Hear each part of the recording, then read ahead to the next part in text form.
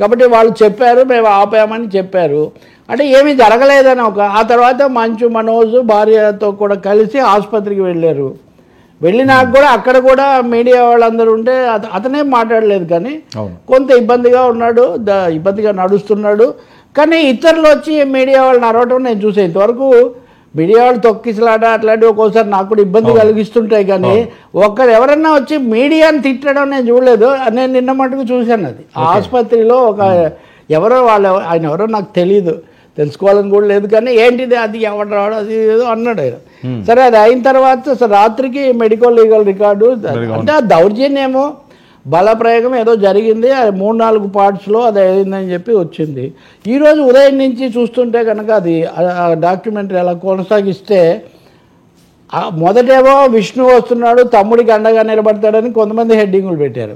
ఆ తర్వాత ఏమో విష్ణు బౌన్సర్లు వస్తుంటే మనోజ్ బౌన్సర్లు కూడా తయారయ్యారని, ఆ తర్వాత ఇద్దరి మధ్య క్లాష్ రాకుండా పోలీసులు చూస్తున్నారని, ఇదంతా చూస్తుంటే something happening very serious family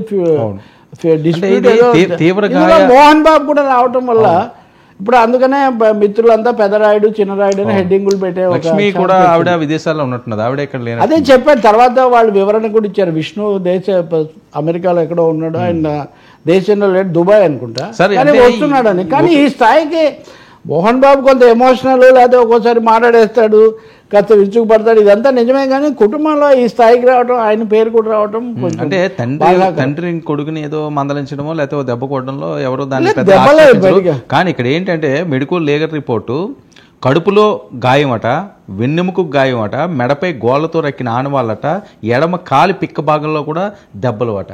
అంటే ఇదే అంటే అటాక్ చేశారు.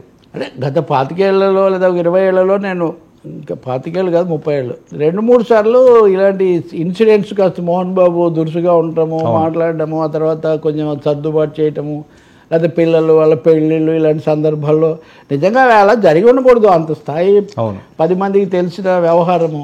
వివాదాలు పెంచుకోవడం ఎప్పుడు సరికాదండి. వివాదాలు పరిష్కరించుకోవడం దిశలో అది కుటుంబంలో అయినా, ఇప్పుడు సినిమా పరిశ్రమలో కూడా పదే ఇతరుల పేర్లు తీసుకొని రావడము. మోహన్ బాబు ఉంటే ఏదో ఒక డైలాగ్ దొరుకుతుంది, మసాలా దొరుకుతుంది అన్న స్థాయిలో మీడియా ఉంది. మీడియా వాళ్ళని తిడుతుంటాడు ఆయన ఎక్కువ ప్రతిసారి. మళ్ళీ మీడియాదే తప్ప ఇప్పుడు కూడా మీడియా ఏదో పెద్ద చేస్తున్నట్టుగా, మీడియా నిజానికి మన మీడియా లెవెల్కి చూస్తే తక్కువే చేస్తున్నారు ఇక్కడ. దీన్ని ఇంకా పెంచడానికి కంటే కూడా వ్యక్తుల ప్రైవేటు బతుకు వారి సొంతం, పబ్లిక్లో నిలబడితే ఏదైనా అంటామని ఆయన ఎవరో అన్నట్టుగా మేము ఒక సెలబ్రిటీ స్టేటస్ ఉండి అదే పనిగా మీడియాను పిలిచి వాళ్ళతో మాట్లాడి ఇవన్నీ విండో మీరు తెరిచినప్పుడు ఈ విషయాలన్నీ బయటకు వస్తాయి. తొందరగా వీటిని పరిష్కారం చేసుకోవటం చాలా మంచిది. వీటిని చిలువలు చేసుకోవటం కంటే ఇంకోటి వాళ్ళ మీద వీళ్ళ మీద పెరగకుండా చూడాలి. తనే దీంట్లో ఒక పాత్రధారిలాగా పేరు రావడం బాధాకరం. ఎందుకంటే పెద్దలు ఎప్పుడు పిల్లల మధ్య ఏదైనా వస్తే పరిష్కరించాలి తప్ప, రావచ్చు తేడాలు ఉండొచ్చు ఒకరితో ఒకరికి, ఎవరు రైట్ ఎవరు తప్పని ఇంకెవరు చెప్పగలిగింది కూడా కాదు. పైగా పెదరాయుడికి చెప్పడానికి ఎవరు సిద్ధపడతారు?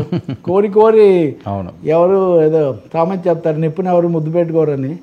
కాబట్టి ఇక్కడ అలాంటి పని కూడా ఏమి ఉండదు.